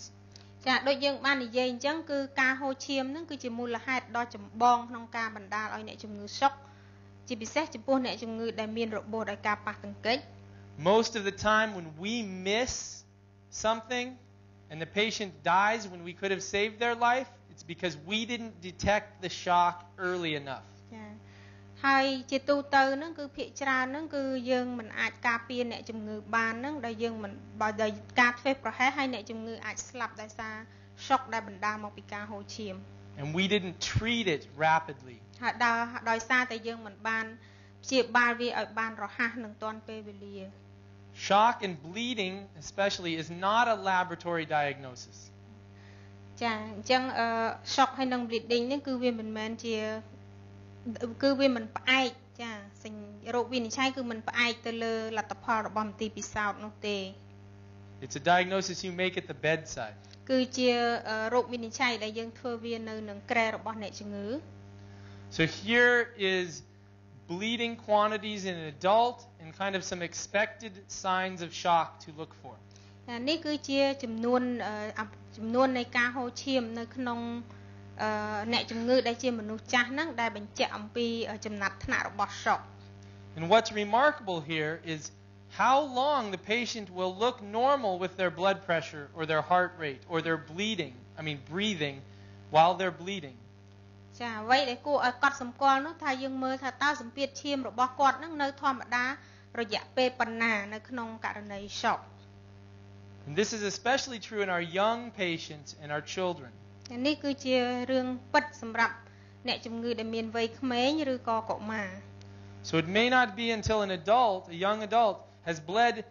2 liters or 40% of their blood before they start to have a low blood pressure. ចាអញ្ចឹងអ្នកជំងឺម្នាក់អាចបាត់បង់ឈាម2លីត្រហើយសម្ពាធឈាមរបស់គេនឹងនៅធម្មតានៅឡើយ So we don't want to just look at the blood pressure to identify shock. ចាដូច្នេះហើយសូមចាំថាយើងមិនត្រូវមើលតែសម្ពាធឈាមដើម្បីបញ្ជាក់អំពីអ្នកជំងឺថា shock ឬអត់នោះទេ Now, a fast heart rate or cold skin are earlier signs. ចង្វាក់បេះដូងដែលញាប់ឬក៏ស្បែកត្រជាក់ហ្នឹងគឺជាសញ្ញាដំបូងនៃ shock. But they are still not perfect, so we need to look at multiple different signs. ចាទោះបីជាយ៉ាងណាក៏ដោយវានឹងមិនល្អឥតខ្ចោះទេយើងនឹងត្រូវរកមើលសញ្ញាផ្សេងទៀត And if your patient is a little bit cold and they have a fast heart rate after trauma, you should not assume this is because they are in pain. អញ្ចឹងនៅពេលដែលអ្នកជំងឺដែលរងរបួសដោយការប៉ះទង្គិចហើយមានស្បែកត្រជាក់នោះយើងគួរតែកុំសន្មត់ថាដោយសារតែអ្នកជំងឺមានការឈឺចាប់ You should assume this is bleeding and hemorrhagic shock. យើងគួរតែប៉ាន់ស្មានថានេះគឺជាការហូរឈាមហើយនឹងដែលបណ្ដាលទៅករណី shock បាន So some other signs we're going to look for, again to review, fast heart rate, cold skin, altered mental status. ចាអញ្ចឹងសញ្ញាផ្សេងទៀតដែលយើងគួរតែរកនោះគឺសញ្ញាដែលមានចង្វាក់បេះដូងញាប់ស្បែកឡើងស្អិតនិងត្រជាក់ថយចុះនៅកម្រិតស្មារតី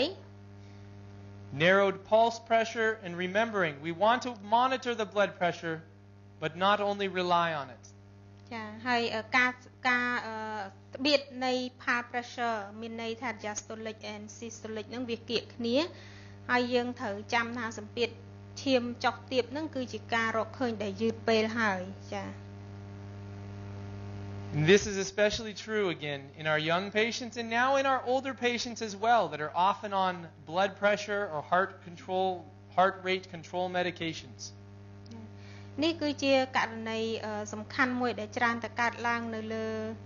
អ្នកជំងឺដែលមានវ័យក្មេងហើយក៏ជួនកាលអាចកើតឡើងចំពោះមនុស្សដែលមានវ័យចំណាស់ផងដែរ So the take home here is that vital signs are vital. They are very important and we must get all of them. ចាអញ្ចឹងមកដល់ចំណុចនេះគឺសញ្ញាជីវិតនឹងសំខាន់ណាស់គឺយើងត្រូវតែយកវាចា But if a patient has normal vital signs, that doesn't mean that the patient is not at risk. ចាអញ្ចឹងបើសិនជាប៉ុន្តែមិនមែនមានន័យថាអ្នកជំងឺដែលមានសញ្ញាជីវិតធម្មតាហ្នឹងមិនប្រឈមមុខនឹងគ្រោះថ្នាក់នោះទេ So we're looking for bleeding on the outside, thinking about bleeding internally. អញ្ចឹងយើងត្រូវរកមើលនៅការហូរឈាមខាងក្រៅនិងខាងក្នុង And then we're going to also think about the other kinds of shock as well, such as obstructive shock from tension pneumothorax or cardiac tamponade or neurogenic shock. ហើយយើងក៏ត្រូវរកមើលនៅបញ្ហាផ្សេងទៀតដែលបណ្ដាលឲ្យអ្នកជំងឺ shock បានដែរដូចជាបញ្ហាដែលតាក់ទងទៅនឹង tension pneumothorax, cardiac tamponade ឬក៏ neurogenic shock ឬក៏បញ្ហាផ្សេងទៀត And a mnemonic that some people will use to help them remember where a patient can bleed on the inside and bleed to death is cramp. អ្វីវិធីមួយទៀតហ្នឹងគឺយើងត្រូវប្រើប្រាស់វិធីក្រាំហ្នឹងដើម្បី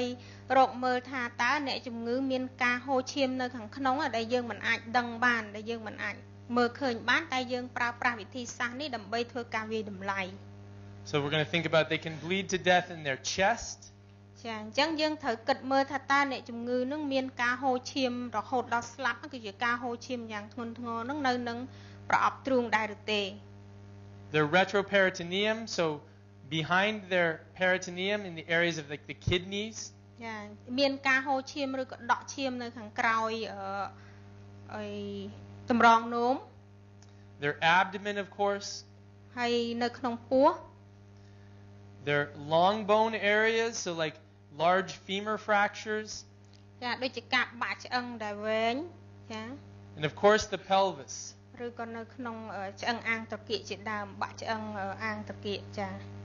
And we also like to say that they can bleed onto the floor. So external bleeding, even from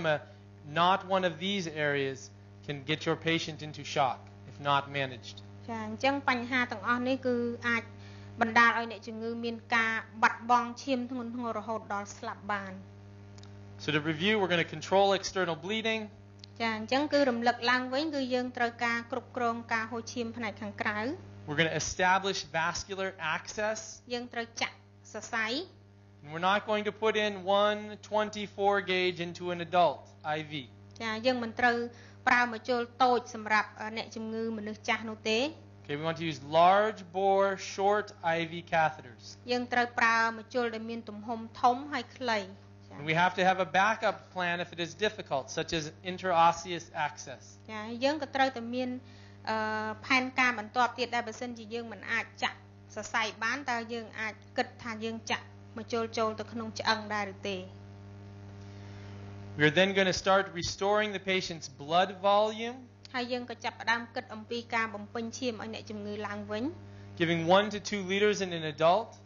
ឲ្យមុនដំបូងគឺបំពេញនៅបរិមាណជាតិទឹកដោយឲ្យ1ទៅ2លីត្រសម្រាប់អ្នកជំងឺជាតិទឹកប្រភេទឡាក់តាតឬក៏សេរ៉ូមប្រៃ and 10 to 20 mLs per kilogram in a child. ហើយកុមារគឺ10ទៅ20មីលីលីត្រក្នុង1គីឡូសម្រាប់កុមារ And then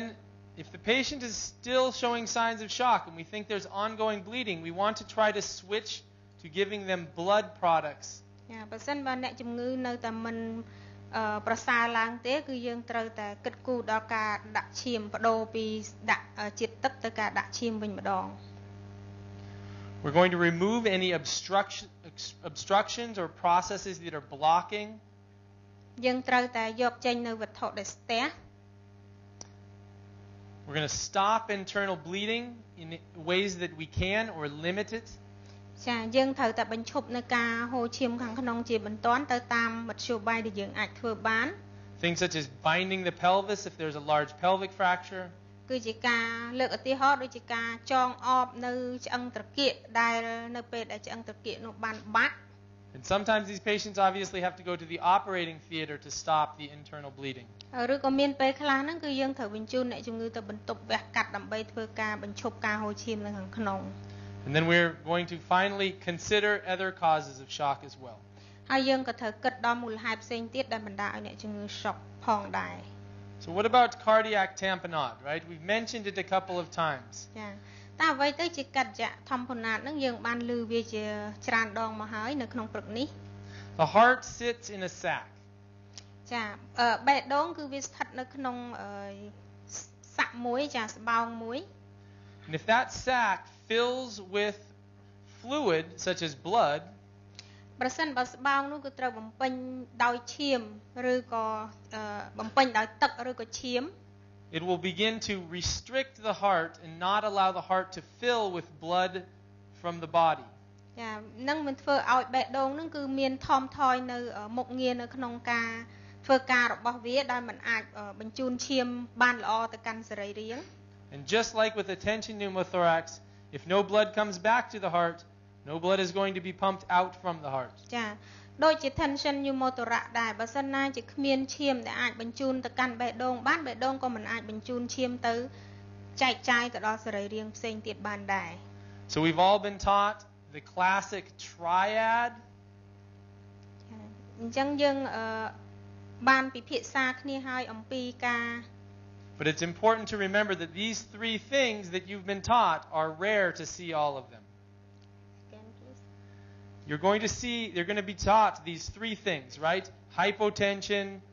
decreased or muffled heart sounds hard to hear, and distended or engorged neck veins. ចា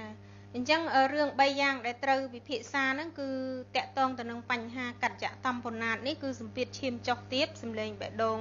ខ្សោយហើយនឹងសរសៃវ៉ែននៅកហ្នឹងឡើងប៉ោង But these are late things, they're hard to detect.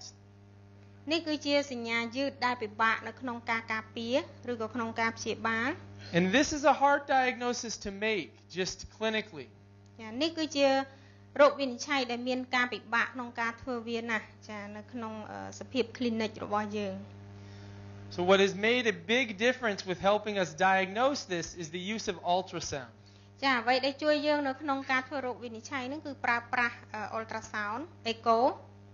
Yeah, and I think that whereas it wasn't very long ago that it was very expensive to get ultrasound machines and the machines were very big, things are changing. ចាពីពេលមុនហ្នឹងគឺពិបាកនៅក្នុងការទទួលបានគឺថាប្រើប្រាស់នៅម៉ាស៊ីន echo នេះហើយវាធំចា The most recent thing I've seen, and just to show you how far the change has been coming, អ្វីដែលមានការផ្លាស់ប្ដូរថ្មីនេះដែលខ្ញុំចង់បង្ហាញជូននោះគឺ was our ultrasound, a friend of mine that does a lot of ultrasound in the emergency department at Stanford. ចាគឺមានមិត្តភ័ក្តិគាត់ម្នាក់នៅមហាវិទ្យាល័យ Stanford ដែលធ្វើការនៅផ្នែក echo នេះ She showed up the other day with an ultrasound probe that she could plug into her iPhone and do ultrasound on the patient. ចាគឺជាម៉ាស៊ីន ultrasound ដ៏ទំនើបមួយដែលយើងអាចប្រើប្រាស់ដោយភ្ជាប់វាទៅក្នុងនឹងទូរស័ព្ទ iPhone បាន So although I think we don't all have access to this now, it's not going to be that long. ទោះបីជាយ៉ាងណាក៏ដោយយើងមិនអាចនឹងទទួលបានឬក៏ប្រើប្រាស់វានៅពេល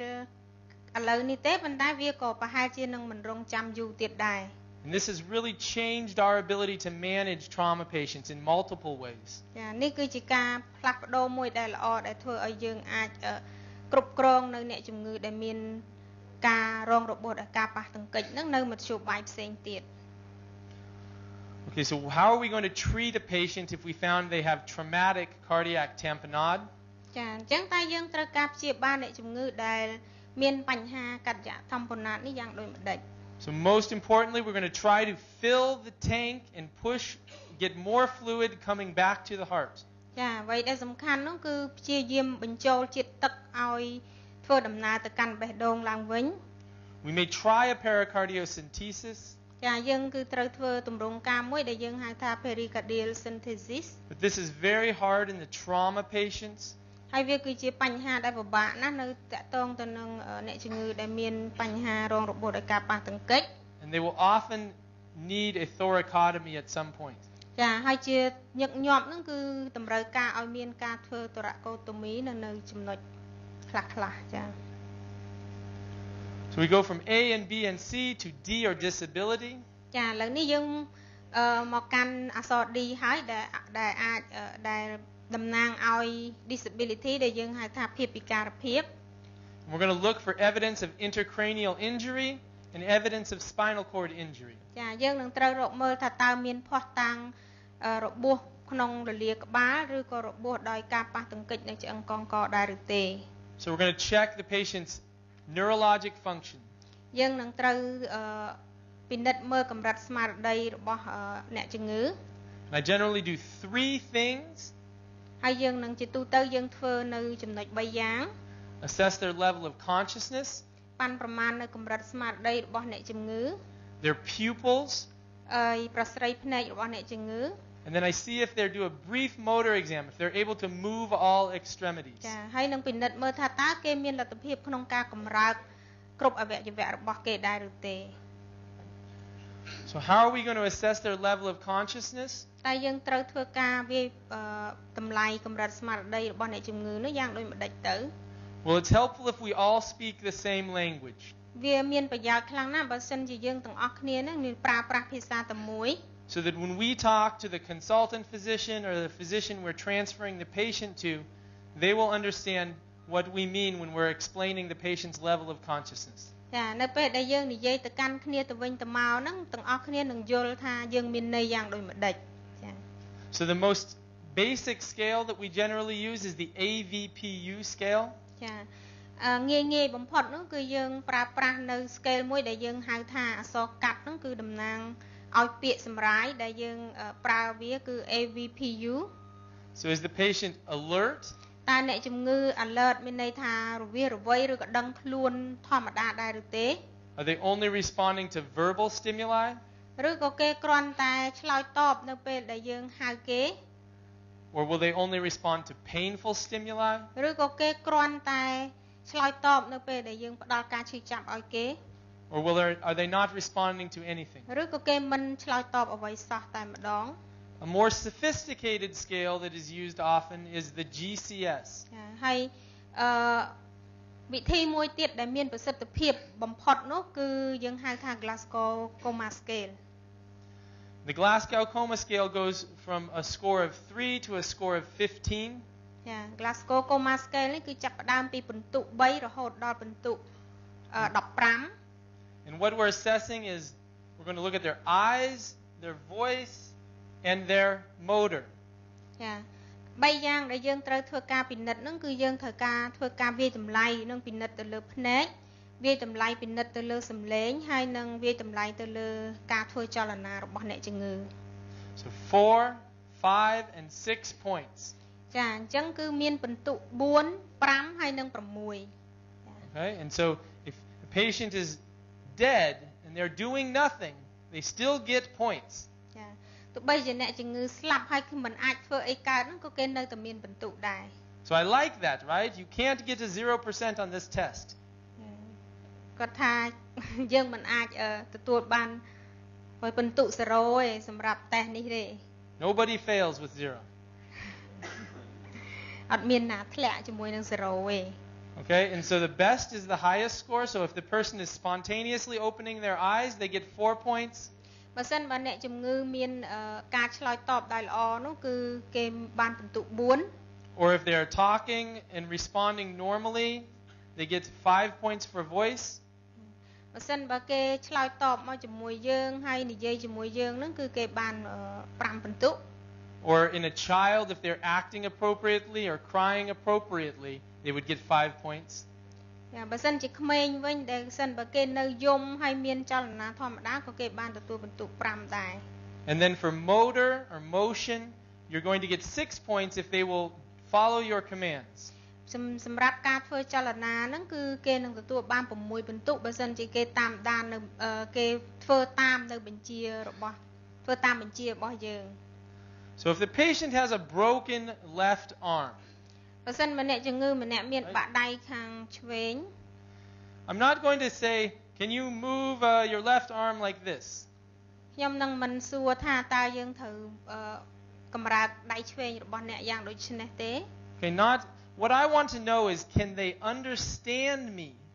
អ្វីដែលគាត់ចង់ដឹងហ្នឹងគឺតើគេយល់ខ្ញុំដែរឬអត់ Can they understand what I'm saying, think of what I'm saying, and do what I'm saying? គេយល់អំពីអ្វីដែលគាត់កំពុងតែនិយាយហើយនឹងធ្វើតាមនៅអ្វីដែលគាត់ប្រាប់ឲ្យធ្វើ This is an assessment of the brain, not an assessment of the extremities or the muscles or the bones. ចានេះគឺជាការវាយតម្លៃទៅលើប្រព័ន្ធខួរក្បាលគឺមុខងាររបស់ខួរក្បាលដែលមិនមែនវាយតម្លៃទៅលើសាច់ដុំឬក៏ឆ្អឹងអីនោះទេ So if they can hear what you're communicating or understand what you're trying to communicate, think about it, and then act on what you're saying, that would get them 6 points because they're obeying you. អញ្ចឹងបើសិនជាគេយល់នៅអ្វីដែលយើងកំពុងតែនិយាយគិតនៅអ្វីដែលយើងកំពុងតែនិយាយហើយធ្វើតាមនៅអ្វីដែលយើងឲ្យគេធ្វើហ្នឹងគឺមានន័យថាគេទទួលបានពិន្ទុ6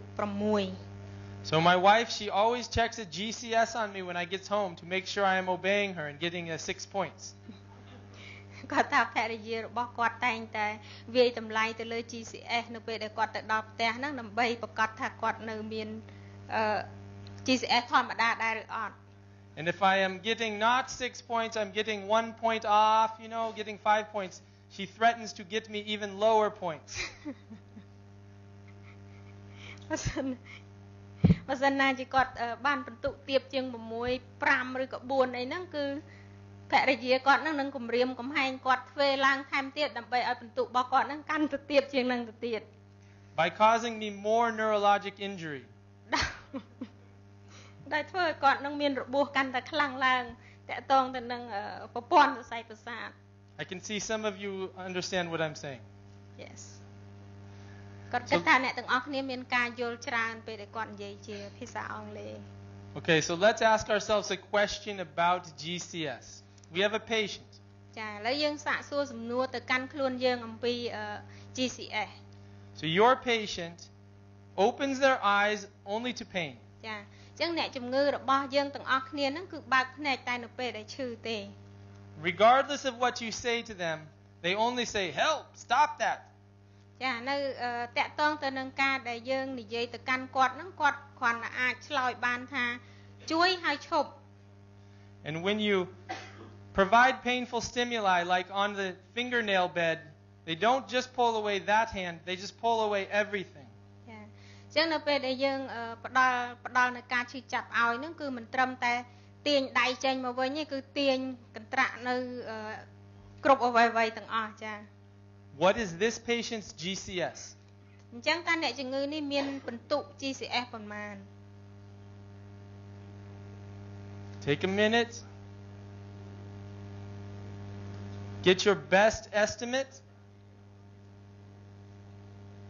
Now I'm going to show you the scale. គិតបន្តិចទៅឥឡូវគាត់នឹងបង្ហាញនៅ scale ចា Now, if two people are off, they're both judging a patient and they're off by one, most of the time that is not a big deal. ចាបើសិនណាបើអ្នកមានមនុស្ស2នាក់ដើម្បីធ្វើការប៉ាន់ប្រមាណទៅលើអ្នកជំងឺ But if one person thinks that the person is 15 and the other person thinks it's an 8, then we have a problem. បើសិនជាវាមានការខុសគ្នាបន្តិចបន្តួចគឺវាមិនមានបញ្ហាអីទេប៉ុន្តែបើសិនជាម្នាក់ហ្នឹងថា GCS មាន15ហើយម្នាក់ទៀតថាមាន8នោះគឺជាបញ្ហាដ៏ធំ So in this patient,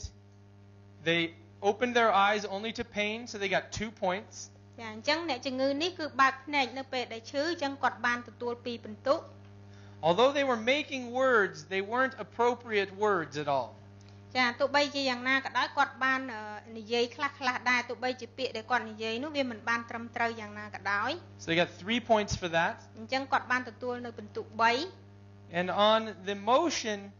they were withdrawing everything. They weren't able to isolate with their brain what part of the body was hurting. So they just withdrew everything. So they get 4 points for that. ចាអញ្ចឹងតាក់ទងទៅនឹងចលនាហ្នឹងគឺគាត់ឆ្លើយតបជាមួយនឹងការឈឺចាប់ប៉ុន្តែគាត់គ្មានលទ្ធភាពក្នុងការដឹងបានថាតើការឈឺចាប់ហ្នឹងចេញពីកន្លែងណាមួយមកទេអញ្ចឹងគាត់ព្យាយាមកម្រើកចេញទាំងអស់តែម្ដងដោយមិនដឹងថាការឈឺហ្នឹងជាក់លាក់ចេញពីកន្លែងណាអញ្ចឹងបន្ទុករបស់គាត់នៅកន្លែងនេះគឺ4 And so this patient got a 9 and moderate injury. ចាអញ្ចឹងគឺអ្នកជំងឺនេះបានទទួលពិន្ទុ9ហើយមានការរងគ្រោះមធ្យម But really what we need with the GCS to make it functional isn't just one score. It starts us and tells us where the patient started, and then we're going to be able to check it regularly, okay, and see which direction the patient is going. ចាអញ្ចឹង GCS នេះមានសារៈសំខាន់ណាស់ហើយយើងចាប់ផ្ដើមធ្វើការវាយតម្លៃទៅលើ GCS បន្តបន្ទាប់ចា Okay, so if that patient then gets transferred to someone else's care, or the nurse is caring for them and you are seeing another patient, they know where the patient started based on your initial assessment in GCS or AVPU scale. ចាអញ្ចឹងបើសិនណាជាអ្នកជំងឺត្រូវបានបញ្ជូនទៅកាន់កន្លែងផ្សេងទៀតនោះគឺយើងមានកំណត់ត្រាដែលតាក់ទងទៅនឹង GCS ដែលអាចឲ្យអ្នកផ្សេងទៀតនឹងអាចមើលបានដែរចា And we're also in the disability, we said we're going to check neurologic function, we're going to check pupil reactivity, right? អញ្ចឹងនៅក្នុងD នេះដែរគឺយើងត្រូវ check មើលថាតើកូនក្រមុំភ្នែក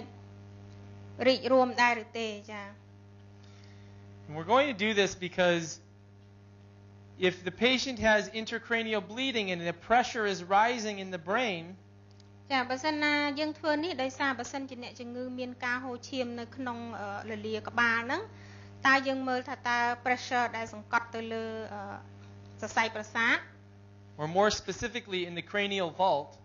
ចាវាជាក់លាក់ទៅលើ cranial wall ចា then where does the brain have to go? អញ្ចឹងតើខួរក្បាលហ្នឹងទៅកន្លែងណាទៅបើសិនជាមានរងរបួសបែបនោះ Well, it starts to push downward and starts to go downward. ចាអញ្ចឹងវាចាប់ផ្ដើមដោយការសង្កត់ទៅខាងក្រោម And it herniates down. ហើយលៀនចេញទៅខាងក្រោម And as it does that, it can put pressure on the third cranial nerve, causing the pupil to dilate. ចាដោយសារតែបែបនោះគឺវាធ្វើឲ្យសង្កត់ទៅសរសៃនៅទី3ដែលធ្វើឲ្យមានអី To dilate, get wide. ធ្វើឲ្យប្រស័យភ្នែកនឹងរីកចា As shown on the left eye of this patient. ចាអញ្ចឹងដែលឃើញនៅក្នុងភ្នែកឆ្វេងរបស់អ្នកជំងឺនេះ That is a bad sign for your patient. នេះគឺជាសញ្ញាដ៏អាក្រក់មួយសម្រាប់អ្នកជំងឺរបស់យើង And then we're going to do our brief motor exam. ដូច្នេះបន្តទៅនេះយើងនឹងធ្វើការពិនិត្យនៅចលនាដោយសង្ខេប And we're just going to ask the patient to move all extremities in just a little bit. Wiggle your fingers and toes. ចាហើយយើងនឹងចាប់ផ្ដើមដោយការសុំឲ្យអ្នកជំងឺកម្រើកនៅអវយវៈទាំងអស់ឡើង Looking for signs of a spinal cord injury. ដើម្បីរកមើលថាតើមានសញ្ញាដែលតាក់ទងទៅនឹងការប៉ះទង្គិចឆ្អឹងកងខ្នងដែរឬទេ And as we said previously, it's not ABCD, it's ABCDE. ដូចដែលយើងបាននិយាយពីខាងដើមអញ្ចឹងគឺវា ABCD នោះវាមិនចាប់នៅត្រឹម D ទេតែវាទៅដល់ E. Okay, so we're going to expose our patient. ដូច្នេះយើងនឹងត្រូវដោះសម្លៀកបំពាក់អ្នកជំងឺរបស់យើង We want to protect their modesty, but we also want to protect their life. ចាយើងការពារនៅសិទ្ធិរបស់អ្នកជំងឺដែរហើយយើងក៏ត្រូវតែការពារជីវិតរបស់អ្នកជំងឺដែរចាំបាច់ណាស់ And we're going to get a look at both the patient's front and the patient's back. ហើយយើងនឹងត្រូវធ្វើការពិនិត្យផ្នែកខាងមុខនិងផ្នែកខាងក្រោយរបស់អ្នកជំងឺ Okay, and then you're going to sometimes discover things you didn't expect. ហើយមានពេលជាច្រើនហ្នឹងគឺយើងអាចរកឃើញនៅបញ្ហាផ្សេងទៀតដែលយើងអត់បានរំពឹងទុកថានឹងឃើញវាទេ So in this patient, he was a little bit off, and he said he was running because he heard some gunshots, and he got shot in his right arm. ចាដូចជាអ្នកជំងឺមួយនេះអញ្ចឹងគឺគាត់បានរងគ្រោះដោយត្រូវបានបាញ់នៅដៃខាងស្ដាំត្រូវគ្រាប់នៅដៃខាងស្ដាំ And somebody forgot about E, exposure. ហើយអ្នកមានពួកយើងគឺភ្លេចចំណុច E ការដោះសម្លៀកបំពាក់ចេញឬក៏ការរកមើលឲ្យបានសពជ្រុងជ្រោយ And so this patient, his arm was fixed, and they put him in a bandage, and they said, okay, it's time for you to go home. ចាអញ្ចឹងអ្នកជំងឺរូបនេះគឺត្រូវបានព្យាបាលដៃហើយក៏ត្រូវបានប្រាប់ដោយពេទ្យថានឹងរួចរាល់សម្រាប់ធ្វើដំណើរត្រឡប់ទៅផ្ទះវិញហើយ But when he tried to walk out of the emergency department, he passed out. នៅពេលដែលគាត់ព្យាយាមដើរចេញពីបន្ទប់សង្គ្រោះបន្ទាន់នោះគាត់ក៏បានសន្លប់ So they brought him back to a bed. ហើយគេក៏យកគាត់មកដាក់លើគ្រែវិញ And this time they didn't forget E. ហើយមកដល់ពេលនេះគេក៏ចាប់ផ្ដើមធ្វើការពិនិត្យដោយប្រើ E. And they found another gunshot wound in his chest. ហើយគេក៏រកឃើញនៅការនៅរបួសដែលរងដោយគ្រាប់ហ្នឹងនៅលើទ្រូងរបស់គាត់ថែមមកកន្លែងទៀត So hopefully your exposures are not always this dramatic, but it highlights the point that we need to expose our patients to see other injuries. ចាអញ្ចឹងយើងទាំងអស់គ្នាទៅប្រកាសថាត្រូវការដោះសម្លៀកបំពាក់អ្នកជំងឺចេញហើយពិនិត្យឲ្យបានល្អិតល្អន់ដើម្បីកុំឲ្យភ្លេចនៅដូចក្នុងករណីនេះ And then we're also going to remember that E also is two things. It's environmental control because we want to prevent hypothermia. ចាហើយ E មួយទៀតហ្នឹងគឺការដែលយើងគ្រប់គ្រងនៅបរិយាកាសជុំវិញជាពិសេសតាក់ទងទៅនឹងការថយចុះនៃកម្ដៅរបស់អ្នកជំងឺ So we're going to remove the wet or contaminated clothing and put warm or put blankets on the patient. ចាអញ្ចឹងយើងត្រូវយកចេញនៅភួយដែលមានសើមឬក៏ខោអាវដែលសើមឬក៏មានប្រឡាក់ហ្នឹងហើយដណ្ដប់ភួយដែលធ្វើឲ្យរូបកាយរបស់គាត់ហ្នឹងមានភាពក្តៅអ៊ុនៗឡើងវិញ Because even in warm environments such as Cambodia, our patients can get cold. ទោះបីជាស្ថិតនៅក្នុងសភាពក្តៅអ៊ុនៗដូចនៅក្នុងប្រទេសយើងក៏ដោយក៏អ្នកជំងឺអាចប្រឈមមុខនឹងការចុះកម្ដៅបានដែរ And if they get hypothermic, they have a greater chance of bleeding and a greater chance of dying. ចាបើសិនបើគេមានការថយចុះនៅកម្ដៅរាងកាយគឺគេមានបញ្ហាដែលមានគ្រោះថ្នាក់ទៅដល់ស្លាប់ So in summary, ចានៅក្នុងការសង្ខេបដំណាក់កាលដំបូង it's very important to be systematic in our approach to the trauma patient. ចាត្រូវចងចាំថាសំខាន់បំផុតត្រូវអនុវត្តទៅលើវិធីសាស្ត្រដែលជាប្រព័ន្ធសំខាន់ខ្លាំងណាស់ And it's very important that A doesn't mean just airway. ហើយវាសំខាន់បំផុតត្រូវចាំថាពាក្យថា A ហ្នឹងវាមិនមែនសំខាន់តែទៅលើពាក្យថាផ្លូវខ្យល់នោះទេ But it means airway, and you have a systematic approach to evaluating it. You know what you need to look for, and you have a systematic approach on how to treat it. ចា